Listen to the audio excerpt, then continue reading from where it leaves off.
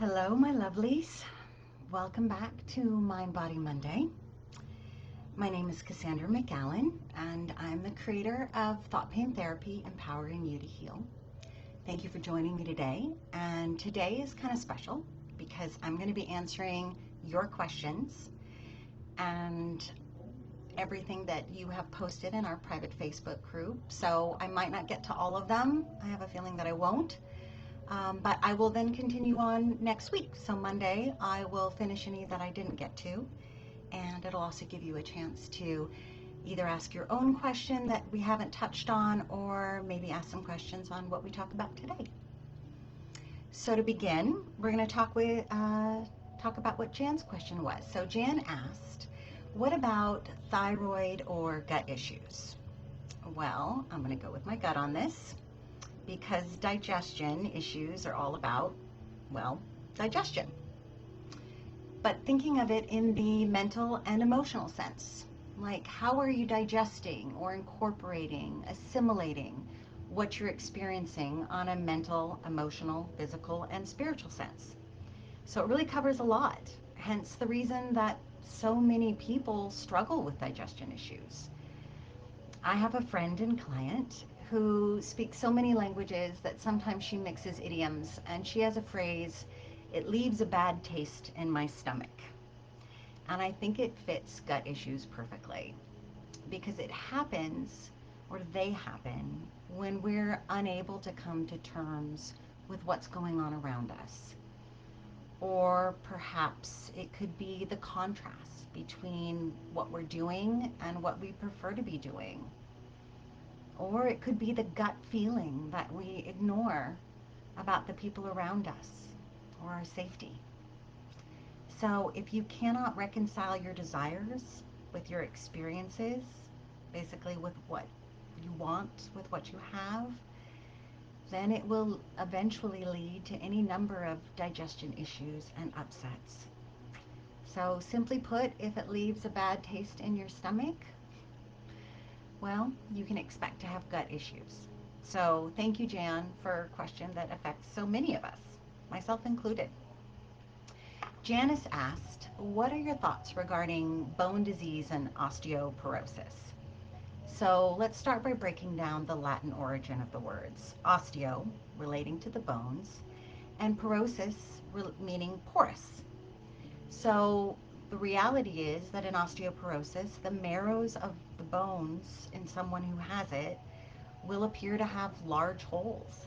So it's a breaking apart of, or a fragility as it relates to the structure of our lives.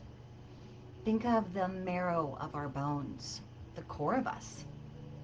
Our bones are our structure. They're what stands us up, figuratively and literally. So this would relate to feeling that we don't have something left to stand for, maybe feeling defeated by life, or that what we thought to be true is actually full of holes. So thank you, Janice, for that excellent question. Now Rita asked a very specific question. What causes foot cramps, or Charlie horses, in the right foot? So cramps, especially as they relate to something as debilitating as a Charlie horse could be, generally connect to feelings of frustration and anger or irritation. Also, a lack of self-care, a lack of focus on self, like forgetting to properly hydrate or stretch. I recommend that you go back to day 1 and review feet, because they are very important. And also remember from day 5 the difference between the right and left sides of our body, because that also has a meaning. And to remind you, the right relates to our relationship with our doingness versus our beingness, and our relationship with others. So if anyone's interested in this as well, I suggest that there could be a correlation with feelings of frustration around having to care for someone else or something else over caring for our core issues, for ourselves, that we feel that maybe we have to sacrifice. So the next question, Karma Castle asks, what my thoughts are about cancer, and what do I feel is the connection with the mind and body that would cause someone to beat cancer and also have it come back once or multiple times? Whew. Well, this is one of the most powerful questions I've ever been asked in 21 years. So before we delve into this question of such profundity, I need to explain some basic things. First, we all need to understand that it is not as simple, thankfully, as a thought is created and a pain is felt. The thought and or energy distortion in a person's being comes from a myriad of sources and has been built upon for a person's lifetime. So there's a lot to unpack when someone acquires a chronic disease. As an example, despite having a wealth of knowledge on the subject, I myself was diagnosed in 2015 with ankylosing spondylitis, which is related to rheumatoid arthritis. And I was told at the time of the final diagnosis that it was incurable and that it would cripple me. That while it wasn't fatal, unless I took the drugs, Humira, I would be looking forward to a lifetime of pain. Yeah, that's the package they gave me. It took me almost 2 years to heal it. And now, other than the genetic code of HLA-B27, I have no symptoms or signs of the disease within me. I don't take any drugs, and I don't see a rheumatologist anymore. So, despite what I was told, it was not incurable. So on that note, before we delve into such a powerful subject as chronic disease, I just want to remind everyone that this is information that I've acquired over 2 decades of working with patients with chronic diseases and chronic pain, including myself. So I will give a trigger warning now and remind you all that this is a safe space where everyone's personal thoughts and opinions are welcome to be shared, because this is a really deep and potentially painfully charged subject. So I am about to talk about chronic pain and chronic disease and cancer.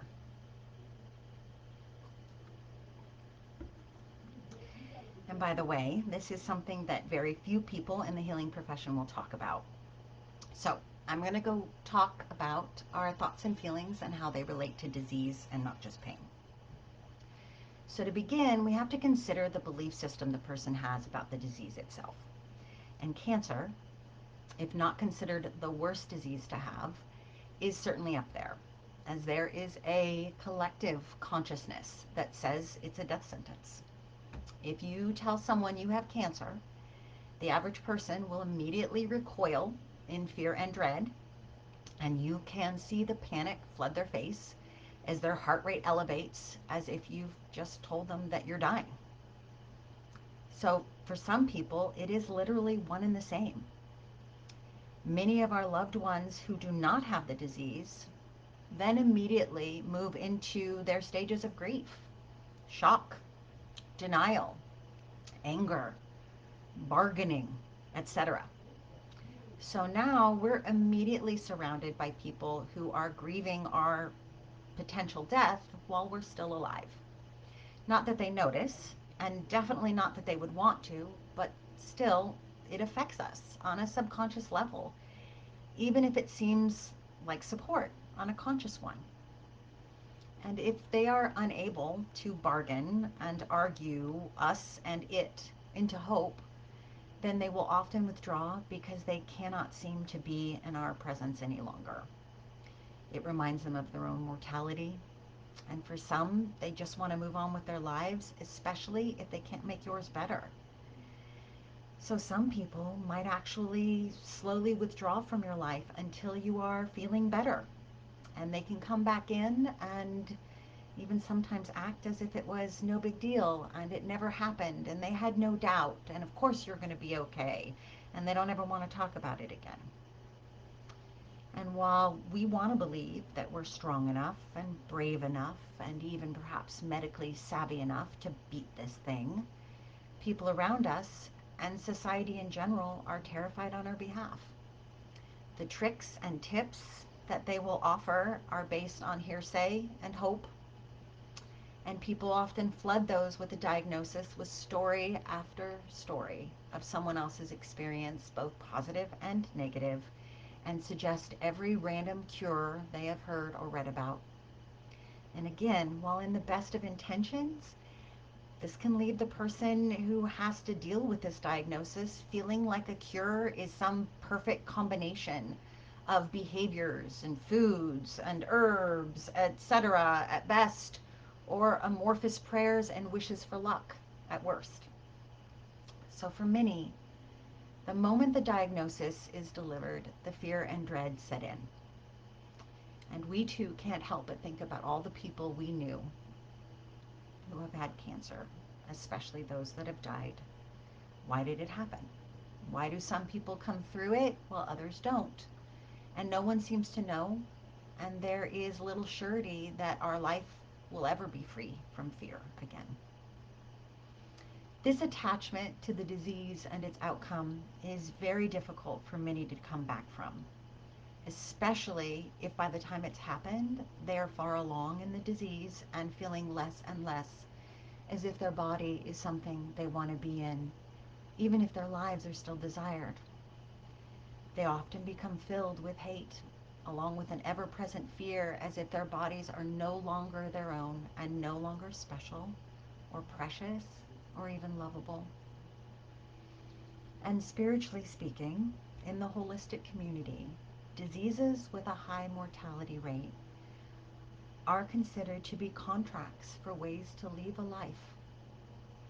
Now understand that this is rarely a conscious decision. Rather, it is formed by years of unhappiness, feelings of betrayal, of being let down, of not feeling loved or cared for, feeling that their lives are unhappy and they cannot find a way back from their deep-rooted sadness and dismay at how their lives have turned out.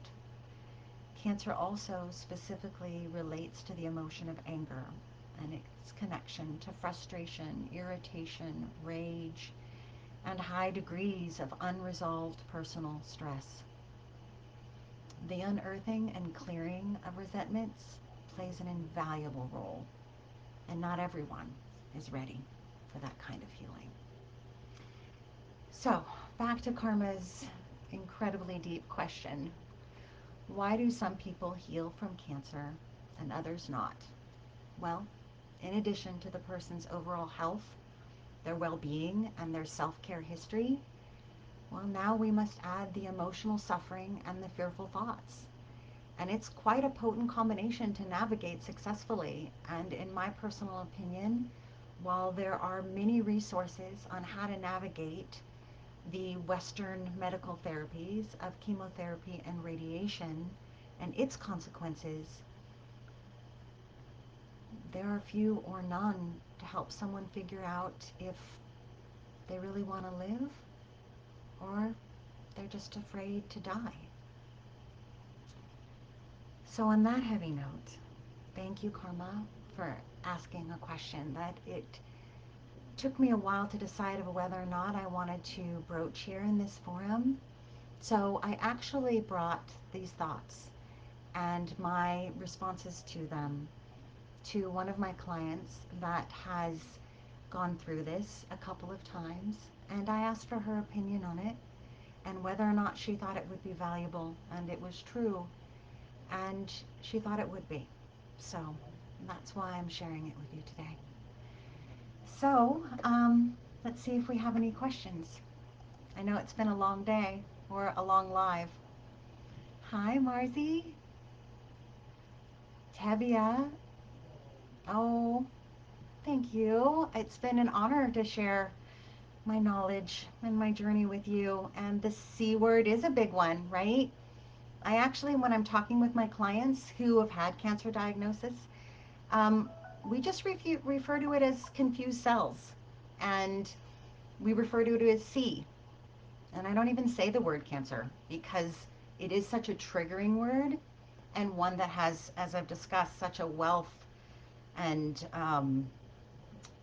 overwhelming amount of collective consciousness about fear and death connected to it. Do I think that Karma asks, do I think that thinking positive can heal you?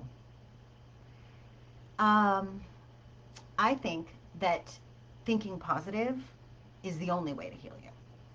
Because if you don't, how could you heal? You know, it's like looking for something that you don't believe exists. I say to my clients, if I told you I had a mini pygmy elephant that was alive that I had raised running around my office, how hard would you look for it? Probably not very hard. If I told you I had $100 bill and if you found it, it's yours, you'd look harder. We don't really look or hold tight to things that we don't believe in. So if you truly don't believe you can heal, in other words, if you have no positive thoughts, then how are you going to? So do I think thinking positive can heal you in the way, in the traditional way that that's said, like, you know, just think positive and you'll be great? No, it takes more than that. And I hope that I've kind of elucidated some of the bigger issues, but it also is absolutely true. You have to have more than hope. You have to have belief. And in fact, you have to have certainty. You have to just know. And then you have to work really, really hard.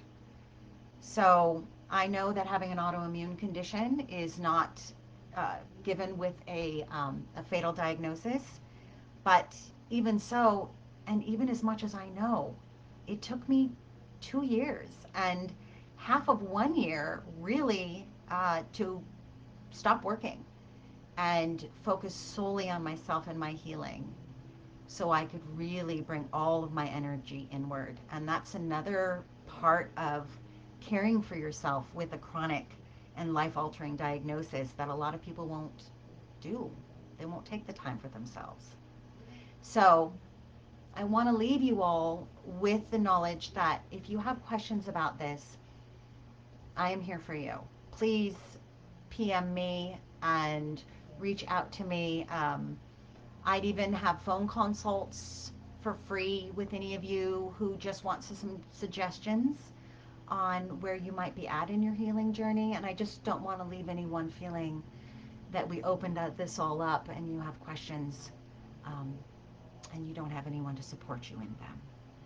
So you can leave your questions here in our forum and I will talk about them next week, or you can message me privately and I'll talk about them with you.